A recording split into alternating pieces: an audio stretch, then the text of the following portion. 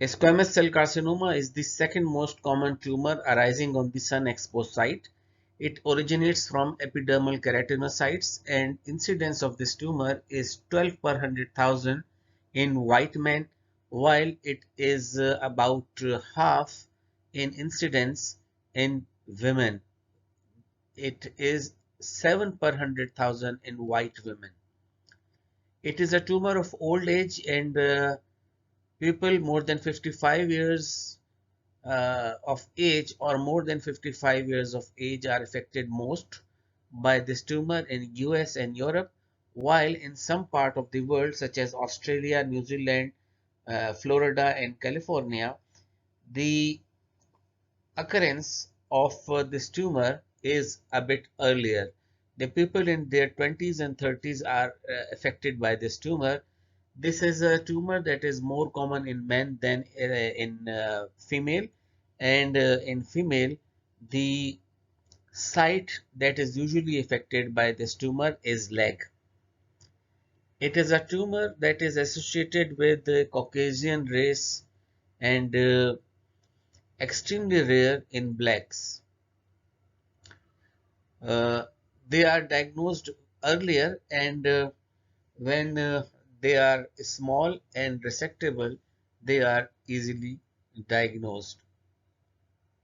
At the time of diagnosis, less than 5% of the tumor metastasize to the regional lymph node, and they are locally infiltrative and also involve subcutaneous. Now, the distribution of this tumor, this squamous cell carcinoma, is distributed. Usually, the lesion may be isolated or it may be multiple. And as we are going to see later in this video, there are two varieties of the tumor, a differentiated one and an undifferentiated variety. The differentiated variety of squamous cell carcinoma usually present on the exposed areas, sun-induced keratosis, and ulcerated lesions. They are present on the bed, scalp, cheek, nose, lower lip, ear, preauricular area, dorsum of the hands, forearm, trunk, and skin, especially the leg. That is the site that where the tumor is more common in female. Then the undifferentiated variety is common on genitalia and trunk, and also on the lower extremities or face. The ultraviolet light damages DNA, and the incidence of the tumor, squamous cell carcinoma, is directly proportional to ultraviolet light exposure. There is increased incidence with increased exposure. What happens after DNA damage? There is elimination of the defected cell or repair of the defected cell. Due to ultraviolet light uh, or the sunlight, due to unknown mechanism, there is transient defect in cutaneous innate immunity that uh, disturbs the elimination of the defected cell. So the sun damaged cell is not deleted or not eliminated from that environment, and it accrues more genetic mutations with further exposure. Exposure to sunlight, phototherapy, and PUA such as PUA, that is solanine and ultraviolet A, are also associated with the squamous cell carcinoma.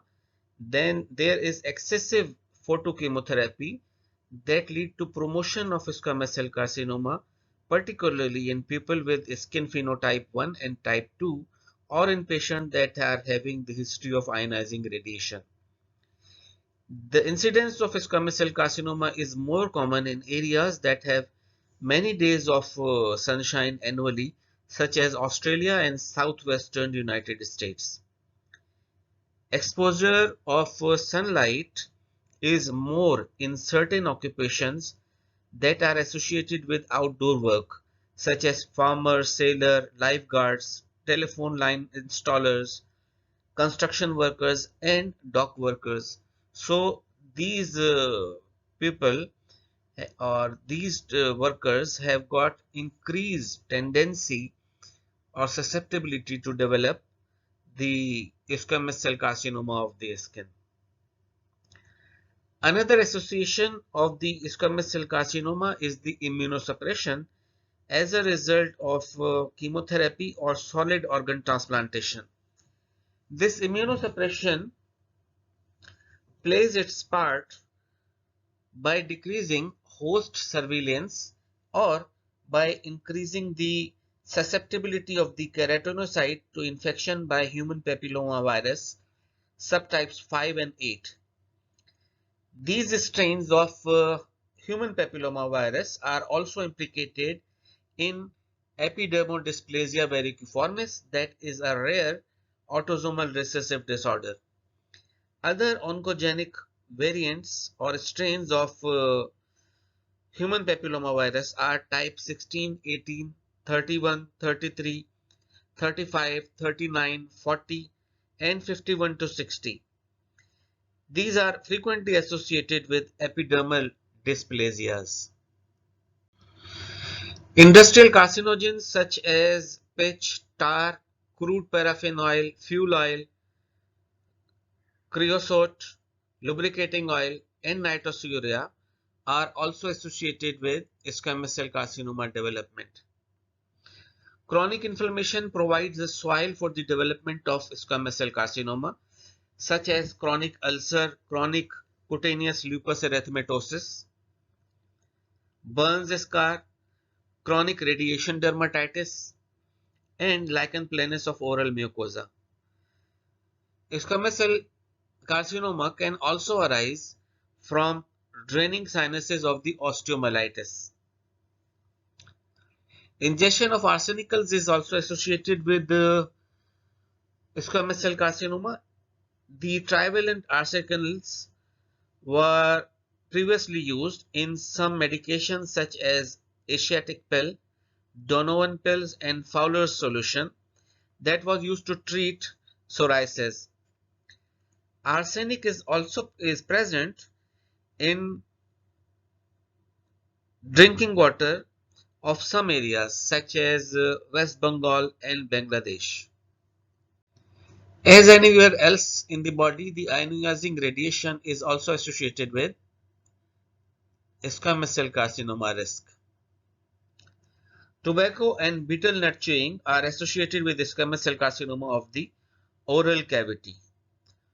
Over 90% of the cases of squamous cell carcinoma have got p53 gene mutations.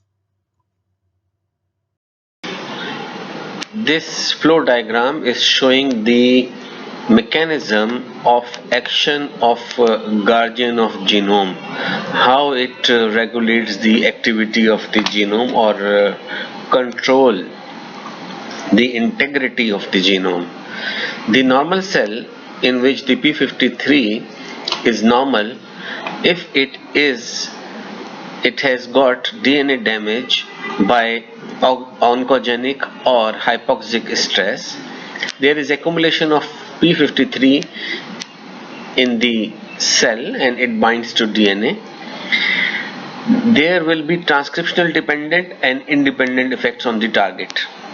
It may lead to development of senescence, or there will be activation of P21, that is CDK inhibitor, and it will result in arrest of cell cycle in G1 phase, and there will be a successful repair through GAT45, which is responsible for DNA repair.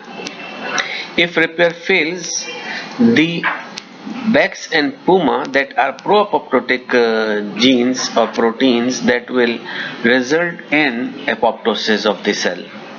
So the three outcomes: the transient arrest of the cell cycle, the permanent arrest of the cell cycle, that is senescence, and third outcome is the induction of apoptosis. In the malignant cell, or in the cell with mutation of loss of p53, there will be damage to the DNA and it will result in non-activation of p53, as there is a mutated gene, so p53 dependent genes are non-activated, and there is no cell cycle arrest, neither there is DNA repair or senescence. So the cell is a mutant cell. With expansion and additional mutations, it will become a malignant tumor. P53 mutation is an early event in the development of tumor that is proved by studies of P53 mutation in the actinic keratosis, that is a precursor lesion for squamous cell carcinoma. DNA damage by sunlight is sensed by checkpoint kinases ATM and ATR, which send out signals to stabilize and upregulate P53. P53 in turn arrests these cells in G1 phase of the cell cycle and promote either repair of the cells or deletion of the cells that are irreparable. In the absence of these protective function of the P53, sun-damaged DNA is prone to be repaired with genomic errors and create mutations that are passed to daughter cells. Similar mechanism occurs in cases of squamous cell carcinoma arising in xeroderma pigmentosum. Xeroderma pigmentosum is caused by inherited mutation in genes in the nucleotide excision repair pathway. This is required for accurate repair of pyrimidine dimer. When this pathway is disturbed, the defected pathway that is error prone takes over and accumulate mutations, and these mutations when accumulated lead to carcinogenesis. Other mutations that are seen in the squamous cell carcinoma are increased RAS signaling and decreased notch signaling pathway. So now one can summarize the predisposing factors for squamous cell carcinoma are ultraviolet light or ionizing radiation, actinic keratosis, that is a precursor lesion, albinism or arsenics. Then burn scar, chronic ulcer, epidermodysplasia verruciformis, hidradenitis suppurativa, immunosuppression, necrobiasis lipoidica, osteomyelitis draining sinuses, poor treatment for psoriasis, tars, oils, and xeroderma pigmentosum. In situ carcinoma lesions grossly are sharply defined red and scaling plaques. Any isolated keratotic or eroded papule or plaque in a suspect patient that persists for over a month is considered a carcinoma until proved otherwise. There are slowly evolving lesions such as nodules that evolve in a plaque of Bowen's disease, chronically eroded lesion on lower lip or penis, nodular lesion evolving in or margin of a chronic venous ulcer, or nodule with chronic radiation dermatitis. Then there are advanced lesions. These advanced lesions are nodular with variable keratin production and showing ulceration. This is the gross picture of squamous cell carcinoma. There is an ulcerated, encrusted and infiltrating lesion, and this is present on the dorsal aspect of a finger, that is sun exposed area.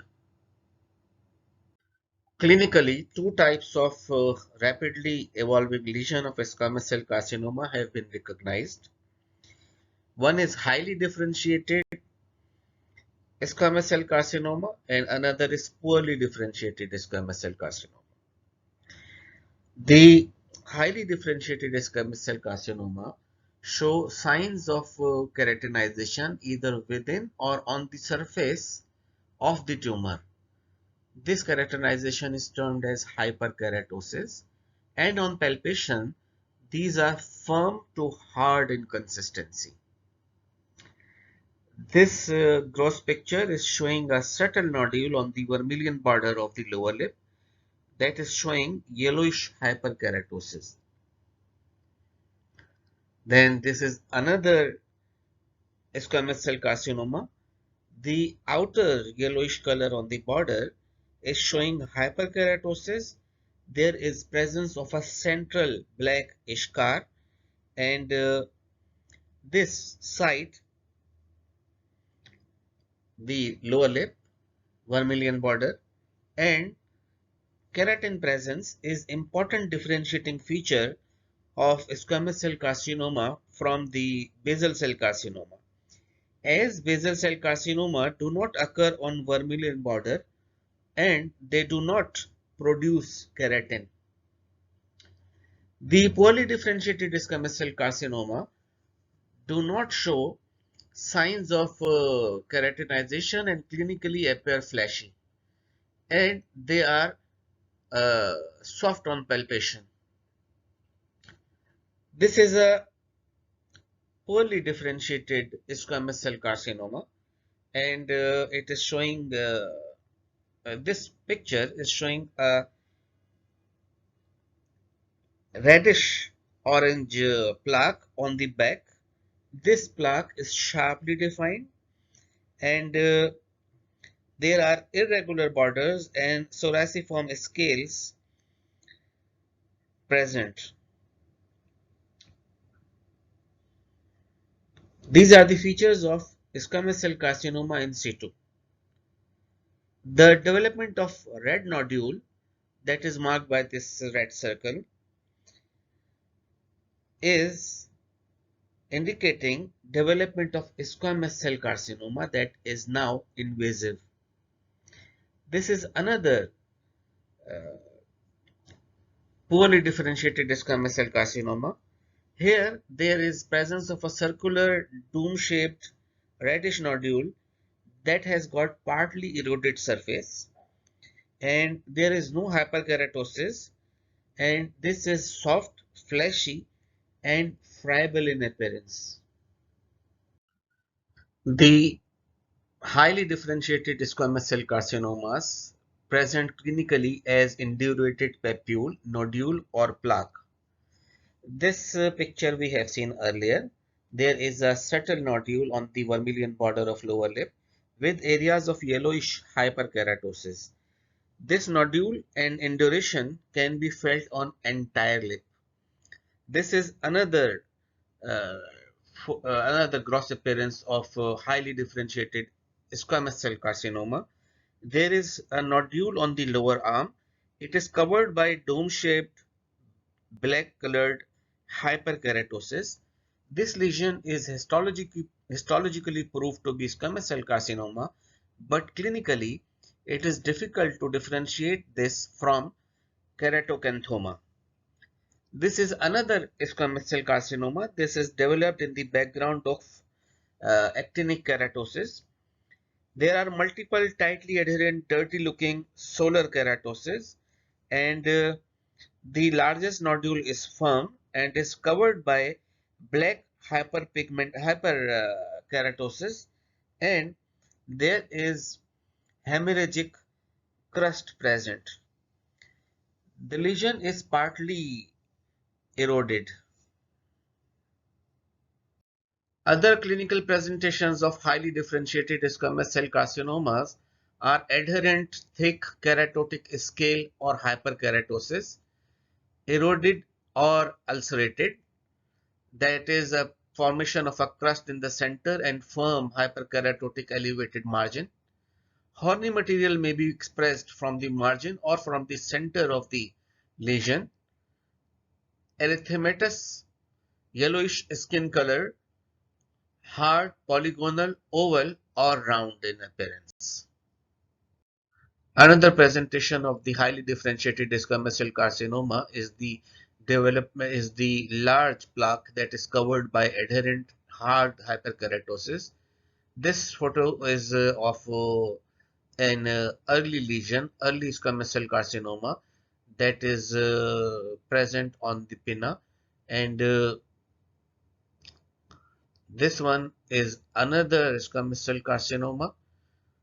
The lesion is relatively large and it is covered by the keratin. There is hyperkeratosis and partly erosion of the surface. The squamous cell carcinoma usually are not painful, but the squamous cell carcinoma of the helix and antihelix are painful. This is an advanced squamous cell carcinoma on the dorsum of the hand of 65-year-old farmer. The large nodule is smooth, very hard, and there is focally yellowish color that is indicating that keratin is present. If the lesion is incised, there is presence of yellowish area. This that contains yellowish white material, that is keratin. So highly differentiated squamous cell carcinoma. The undifferentiated squamous cell carcinoma clinically present as fleshy, granulating, easily vulnerable, erosive papule or nodule and papillomatous vegetation. They can present with ulceration and necrotic base with soft fleshy margins. They bleed easily with the presence of crusting, red in appearance, soft, polygonal, irregular, and often like a cauliflower. This is the gross appearance of undifferentiated squamous cell carcinoma, and there is circular dome-shaped reddish nodule that is partly eroded and on the surface, and there is no hyperkeratosis. This lesion is soft, friable, and bleed easily when scraped. Now recall this picture from the previous discussion of solar keratosis or actinic keratosis. This actinic keratosis is marked by hyperkeratosis, parakeratosis, and dysplasia of the basal layer. There is also uh, elastosis of the superficial layers of dermis. Then, in situ carcinoma is characterized by development of full thickness dysplasia with or without presence of epidermal maturation. So full thickness metaplasia, when breaches the basement membrane and invades, now the term uh, is squamous cell carcinoma, invasive squamous cell carcinoma. The characteristic histopathological features of squamous cell carcinoma are that there is atypia at all levels of epidermis. 80% of these tumors are well differentiated with the presence of keratin pearls, intercellular bridges, and absence or a rare presence of keratohyaline granules. And these tumors invade dermis by definition. They may contain non-neoplastic melanocytes that transfer melanin to the tumor cells. The squamous cell carcinoma show variable degree of differentiation. There are tumors that are composed of polygonal cells. These polygonal cells are arranged in orderly lobules, and there are large areas of characterization. And there are tumors that have got highly anaplastic cells, and they exhibit only single cell or abortive keratinization, that is termed as dyskeratosis. These are actually collections of cells that mimic stratum spinosum, and they lie deep within the dermis and invade frequently and showing dysplastic changes.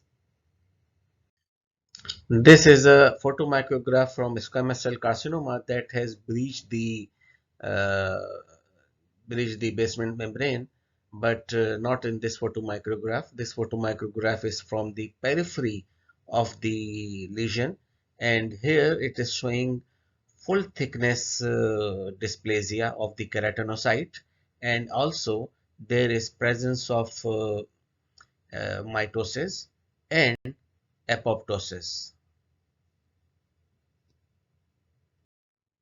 The undifferentiated squamous cell carcinomas are recognized by the help of immunohistochemistry for the keratin and other stain. The positive stain for squamous cell carcinomas are high molecular weight keratin, EMA, involucrin, P53, and variable carcinoembryonic antigen, while negative stains are BREP4, CK7, and CK20.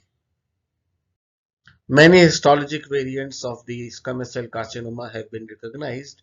These are clear cells, signet ring cells, spindle cells, adenoid variant, verrucous variant, acantholytic variant, and pseudoangiosarcomatous variant of the squamous cell carcinoma. Bruder's grading system is used to grade the squamous cell carcinomas. It is graded as 1 when less than 25% of the tumor is showing anaplastic cell. When the anaplastic cells comprise of 20 to 25%, this is grade 2. When they range from 50 to 75%, this is grade 3, and when they comprise more than 75%, this is grade 4. As I have stated in the start of this video that any isolated keratotic or eroded papule or plaque in a suspect patient that persists for over a month is considered a carcinoma until proved otherwise. So any persistent nodule, plaque or ulcer that is developed in sun-damaged skin in the background of radiodermatitis or old burn scar raises the suspicion of a squamous cell carcinoma. The differentiation of squamous cell carcinoma from keratocanthoma is very difficult clinically and can be differentiated only by biopsy. Now, the management of the squamous cell carcinoma of the skin, there are surgical and medical options available for the squamous cell carcinoma. Depending on the localization and extent, surgery is performed with excision uh, along with 4 to 6 millimeter margin of the tumor and then primary closure. Skin grafting can also be used, and tumor curettage and cautery in cases that are inoperable. The radiotherapy is a good choice for cases that are not amenable to surgery. Topical chemotherapy is also used, and oral retinoids are given as prophylaxis in immunosuppressed cases.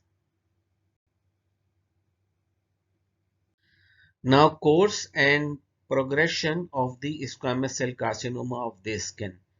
This squamous cell carcinoma of the skin metastasizes to regional lymph node in only 3 to 4% of the cases, and this metastasis occur 1 to 3 years after diagnosis in immunosuppressed cases or immunosuppressed squamous cell carcinoma patient. This occur at the time of diagnosis or shortly after the diagnosis. In squamous cell carcinoma that are associated with chronic osteomyelitis sinus tract, the metastasis is seen in 31% of the cases. In burn scars, it is seen in 20% of the cases, while in radiation sites or the sites of radiation dermatitis, it is seen in 18% of the cases. While the solar keratosis associated squamous cell carcinoma has got the lowest potential for metastasis. There are some high-risk squamous cell carcinomas that have got certain characteristics. These characteristics are diameter that is more than 2 centimeter, a level of invasion that is more than 4 millimeter, Clark level 4 or 5, tumor involvement of bone, muscle and nerve, The neurotropic squamous cell carcinoma usually occur on forehead and skull. Location on ear, lip and genitalia. Tumor arising in scar or following ionizing radiation. All these are high-risk squamous cell carcinoma that have got increased tendency to metastasize. In-transit metastasis of these tumor also occur. The immunosuppression is associated with 40 to 50-fold increased risk of squamous cell carcinoma. The risk factors for this development are skin type, cumulative sun exposure, age at transplantation, male sex, association of HPV infection, degree and length of immunosuppression, and type of immunosuppressant. The lesions are usually multiple and they are aggressive in nature. This picture is showing that there are multiple firm nodules are present and there is an excision site from which the sutures are permanently removed, and these tumor lesions are showing ulcerations also.